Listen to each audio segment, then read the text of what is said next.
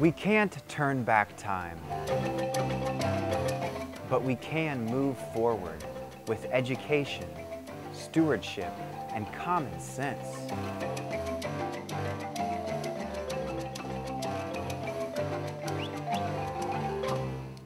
Hello, my name is Andy Smith, and let's take a moment to examine this plastic bottle.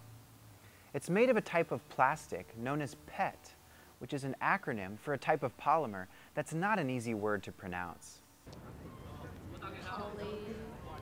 Polyethylene? Polyethylene Tetraethylene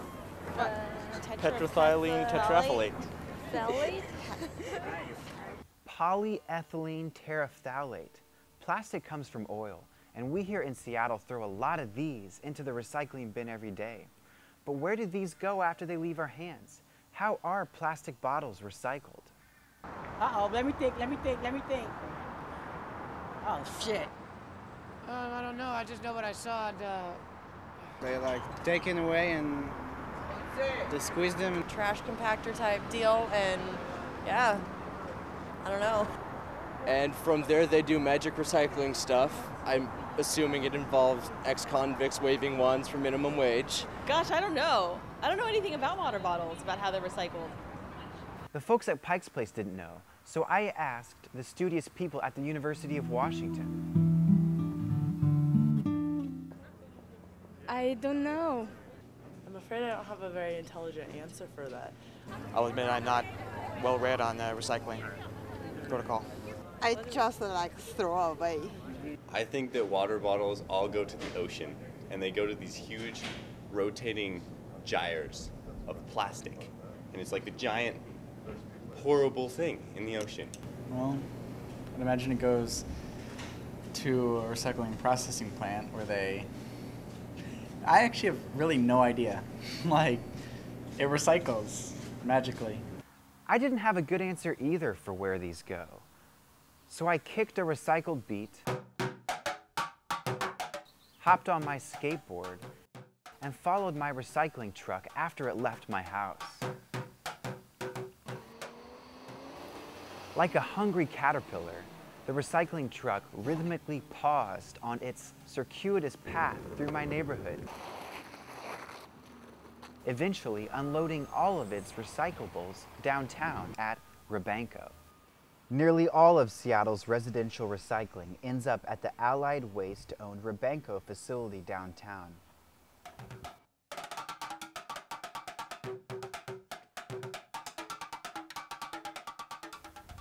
At Rebanco, my plastic bottles were sorted using sophisticated machinery, as well as hand sorted by people like you and me.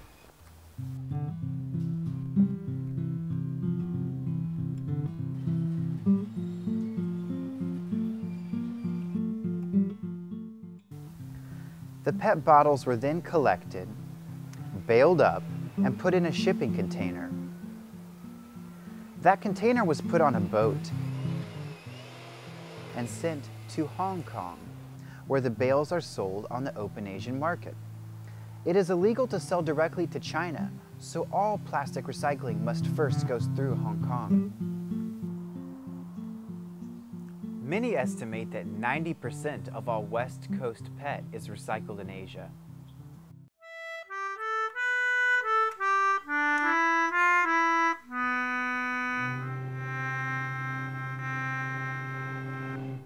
Once arriving in Hong Kong, the bales are sold to Chinese people who wash and grind the PET into flakes. These flakes are sold to manufacturers making all sorts of products. Boots and shoes. Plastic cups and plastic plates and bags and clothing. We'll use it in our makeup, in our concealer. Oh, that's See, right. Underneath our eyes, we look gorgeous. It's clear there's some confusion about what PET can be turned into. Most of the PET is sold to fiber manufacturers around Ningbo and Shanghai, who turn the PET into carpet and fleece. Lacking the budget to travel to China, I went to the Washington State Department of Ecology and talked to Gretchen Newman and Shannon McClellan about why most of our plastic is recycled in Asia. Even in the last 10 years, China has their just almost insatiable demand for these materials as they're beginning to industrialize means that they're paying very high prices for this stuff. They want it to make their products. They will pay good money for it. There's very little going on domestically to recycle our plastics. The markets in Asia are much more developed.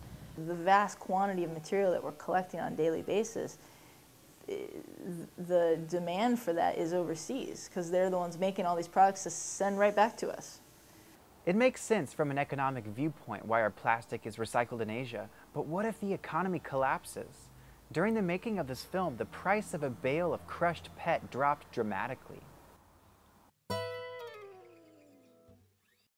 I spoke with longtime Pacific Northwest recycler Preston Hornbrine in hopes of understanding the situation. And this has been a very quick, sharp, and severe drop. There is some money that's been lost. We've had an economic crisis which has come about because of excess. And the excess is not just on Wall Street, although God knows it was there. Recycling businesses are used to the fact that markets go up and down. And so the better ones have reserves. And they know that when you're in a good market, you, just like the grasshopper, you put some away. After learning so much, I began to get discouraged and resonated with viewpoints like this. I don't think it's too much to say morally reprehensible to use a petroleum-based, non-biodegradable product to get water in our bodies. But then I met these guys using humor to flip the script and raise awareness. You gotta fight for your right for plastic!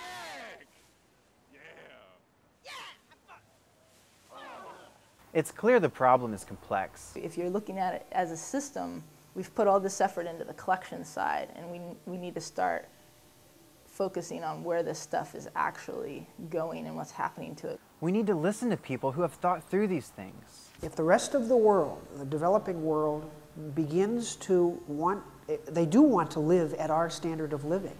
But if you look at the available resources, there ain't enough there. And if they aspire to our standard of living with the amount of energy and resources that we use, we're in for a period of chaos because it's not sustainable. The only solution out of this without major crisis, and I'm talking a little bit longer term than this immediate financial crisis, is we have to display leadership in finding a lifestyle that involves less consumption, involves using resources and energy smarter. Okay, so some might cringe at the practice of selling our waste under the guise of going green. Others might cringe at the toxic work environments of Asian and Indian recycling facilities. Others might accept it as a natural part of globalization. I personally think that recycling just validates the single-use society that got us in this problem in the first place. Yeah, it's better than landfilling, but people, please stop using these. By doing this, we will clean up our oceans, we will reduce our risk of cancer, and we will force industry to shift. Thanks for watching.